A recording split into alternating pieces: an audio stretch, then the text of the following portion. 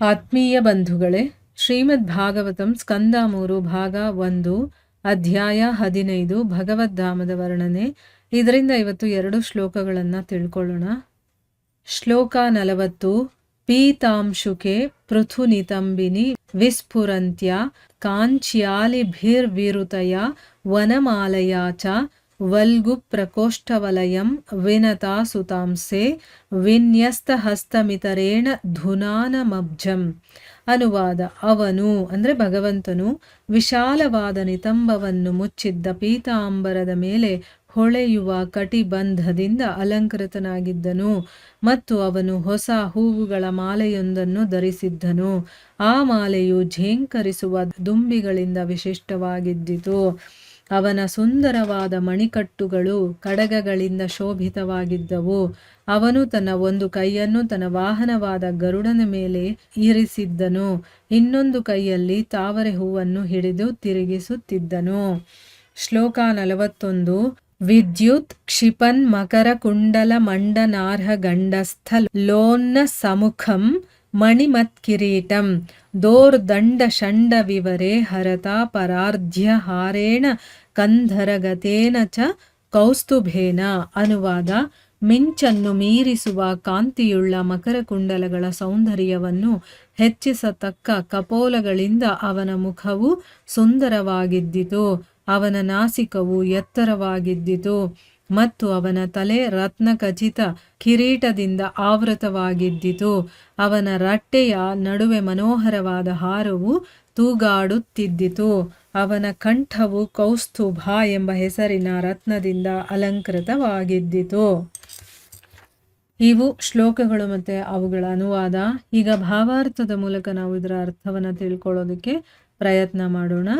ಓದ ಭಾಗದಲ್ಲಿ ನಾವೇನು ತಿಳ್ಕೊಂಡ್ವಿ, ಆ ಭಗವಂತನ ಒಂದು ಆ ಭಗವಂತನ ಅಲಂಕಾರ, ಅವನು ಹೇಗೆ ಕಾಣಿಸ್ತಾ ಇದ್ದಾನೆ ಏನು ಅನ್ನೋದ್ರ ಬಗ್ಗೆ ಹೇಳ್ತಾ ಇದ್ರು. ಮತ್ತೆ ಹೇಳ್ತಾ ಇದ್ರು ಭಗವಂತ ಎಲ್ಲ ಸಂತೋಷಗಳಿಗೆ ಆಶ್ರಯನಾಗಿರುವಂಥವನು. ಅವನ ಸನ್ನಿಧಾನ ಪ್ರತಿಯೊಬ್ಬರಿಗೂ ಕೂಡ ಒಳ್ಳೇದು ಮಾಡುವಂಥದ್ದು. ಅವನು ಒಂದು ಸರಿ ಆ ಪ್ರೀತಿಯಿಂದ ಒಂದು ಮುಗುಳ್ನಗೆ ಮತ್ತು ಅವನ ನೋಟ ಬೀರ್ದ ಅಂತಂದರೆ ಎಲ್ಲರ ಹೃದಯಾಂತರಾಳವನ್ನು ಅದು ಸ್ಪರ್ಶ ಮಾಡುತ್ತೆ. ಮತ್ತು ಭಗವಂತನ ಶರೀರದ ಬಣ್ಣ ಯಾವುದು ಅಂತಂದರೆ ಶ್ಯಾಮಲವಾಗಿರುತ್ತೆ. ಅವನ ವಿಶಾಲವಾದಂತಹ ಹೃದಯ ಊರಸ್ಥಳ ಅಂತ ಹೇಳ್ತಾರಲ್ಲ, ಅಲ್ಲಿ ಲಕ್ಷ್ಮಿ ನೆಲೆಸಿರ್ತಾಳೆ. ಅವಳು ಎಲ್ಲ ಸ್ವರ್ಗಲೋಕಗಳಿಗೂ ಕೂಡ ಶಿಖರಪ್ರಾಯವಾದಂಥ ಆಧ್ಯಾತ್ಮಿಕ ಲೋಕವನ್ನು, ಆಧ್ಯಾತ್ಮಿಕ ಲೋಕದ ಘನತೆಯನ್ನು ಹೆಚ್ಚಿಸುವಂಥವಳು. ಹೀಗೆ ಭಗವಂತ ಸ್ವತಃ ತಾನೇ ಆಧ್ಯಾತ್ಮ ಲೋಕದ ಸೌಂದರ್ಯ ಮತ್ತು ಸೌಭಾಗ್ಯವನ್ನೆಲ್ಲ ಹರಡ್ತಾ ಇದ್ದಾನೇನೋ ಅನ್ನೋ ರೀತಿ ಅನ್ನಿಸ್ತಾ ಇತ್ತು ಅನ್ನೋದನ್ನ ತಿಳ್ಕೊಂಡ್ವಿ. ಈಗ ಇಲ್ಲಿ ಮುಂದುವರೆದು ಹೇಳ್ತಾರೆ, ಭಗವಂತ ತನ್ನ ಒಂದು ಪೀತಾಂಬರವನ್ನು ಹುಟ್ಟಿರ್ತಾನಲ್ಲ, ಅದಕ್ಕೆ ಕಟಿಬಂಧನ ಕೂಡ ಹಾಕ್ಕೊಂಡಿರ್ತಾನೆ. ಅಂದರೆ ಈಗ ನಾವು ಡಾಬು ಅಂತ ಹೇಳ್ತೀವಲ್ವ ಅದು. ಮತ್ತು ಹೊಸ ಒಂದು ಹೂವಿನ ಮಾಲೆಯನ್ನು ಕೂಡ ಅವನು ಧರಿಸಿದ್ದ. ಅವನು ಧರಿಸಿದ್ದಂಥ ಮಾಲೆ ಇರುತ್ತಲ್ಲ, ಅಲ್ಲಿ ಝೇಂಕರಿಸುವಂಥ ದುಂಬಿಗಳಿಂದ ಅದು ವಿಶಿಷ್ಟವಾಗಿತ್ತು. ಅಂದರೆ ಅಷ್ಟೊಂದು ಫ್ರೆಶ್ ಆಗಿತ್ತು ಹೂವು ಅಂತ ಅರ್ಥ. ಅವನ ಸುಂದರವಾದಂತಹ ಮಣಿಕಟ್ಟುಗಳಿದೆಯಲ್ಲ, ಅದು ಕಡಗಗಳಿಂದ ಶೋಭಿಸ್ತಾ ಇತ್ತು. ಅವನು ಒಂದು ಕೈಯಲ್ಲಿ ತನ್ನ ವಾಹನ ಯಾವುದು ಗರುಡ, ಅದರ ಮೇಲೆ ಒಂದು ಕೈಯನ್ನು ಇಟ್ಕೊಂಡಿದ್ದ, ಇನ್ನೊಂದು ಕೈಯಲ್ಲಿ ಒಂದು ತಾವರೆಯ ಹೂವನ್ನು ಇಟ್ಕೊಂಡು ಅವನು ತಿರುಗಿಸ್ತಾ ಇದ್ದ ಅಂತಂದ್ಬಿಟ್ಟು ಎಕ್ಸ್ಪ್ಲೇನ್ ಮಾಡಿದ್ದಾರೆ. ಈಗ ಭಾವಾರ್ಥದಲ್ಲಿ ಇದ್ರ ಬಗ್ಗೆ ಗುರುಗಳೇನು ಹೇಳಿದ್ದಾರೆ ಅಂತ ತಿಳ್ಕೊಳ್ಳೋಣ.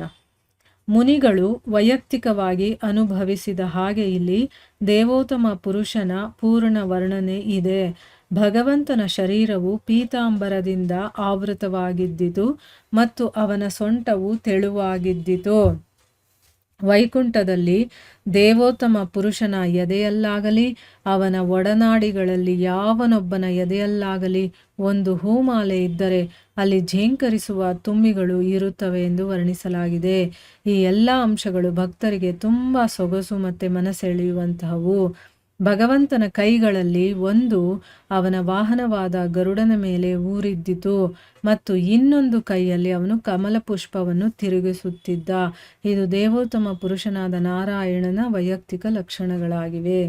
ಇಲ್ಲಿ ಗುರುಗಳೇನು ಹೇಳ್ತಾ ಇದ್ದಾರೆ ಅಂತಂದರೆ, ಭಗವಂತ ಹೇಗೆ ಕಾಣಿಸ್ತಾ ಇದ್ದಾನೆ ಅನ್ನೋದು ಅವರು ಹೇಗೆ ಅನುಭವಿಸಿದ್ರೋ ಮುನಿಗಳು, ಆ ವೈಯಕ್ತಿಕವಾಗಿ ಅನುಭವಿಸಿದ್ದಂಥದ್ದನ್ನು ಇಲ್ಲಿ ವರ್ಣನೆ ಮಾಡಿ ಹೇಳ್ತಾ ಇದ್ದಾರೆ. ಸೊ ಭಗವಂತನ ಶರೀರ ಪೀತಾಂಬರದಿಂದ ಆವೃತವಾಗಿತ್ತು, ಪೀತಾಂಬರವನ್ನು ಹುಟ್ಟಿದ್ದ, ಅವನ ಸೊಂಟ ತೆಳುವಾಗಿತ್ತು. ಮತ್ತು ವೈಕುಂಠದಲ್ಲಿ ನಾವು ಈಗ ಇದಕ್ಕೆ ಮುಂಚೆನೂ ಕೇಳಿದ್ವಿ ಆ ದ್ವಾರಪಾಲಕರು ಹೇಗಿದ್ರು ಏನು ಅಂತಂದ್ಬಿಟ್ಟು. ಅಂದರೆ ವೈಕುಂಠ ಲೋಕದಲ್ಲಿ ಯಾರೇ ಆಗಿರಲಿ ಅವರು ಹೂಮಾಲೆಯನ್ನು ಧರಿಸಿದ್ರೆ ಅದು ಅಲಂಕಾರ ಮಾಡ್ತಿರುವಂತಹ ದುಂಬಿಗಳು ಅದರಲ್ಲಿ ಇರುತ್ತೆ ಅಂತ ಹೇಳ್ತಾರೆ. ಅಂದರೆ ಅಷ್ಟೆಲ್ಲ ಫ್ರೆಶ್ ಆಗಿರುವಂಥ ಹೂ, ಅಲ್ಲಿ ಬಾಡೋದೇ ಇಲ್ಲ ಹೂವು ಅಂತ ಅರ್ಥ.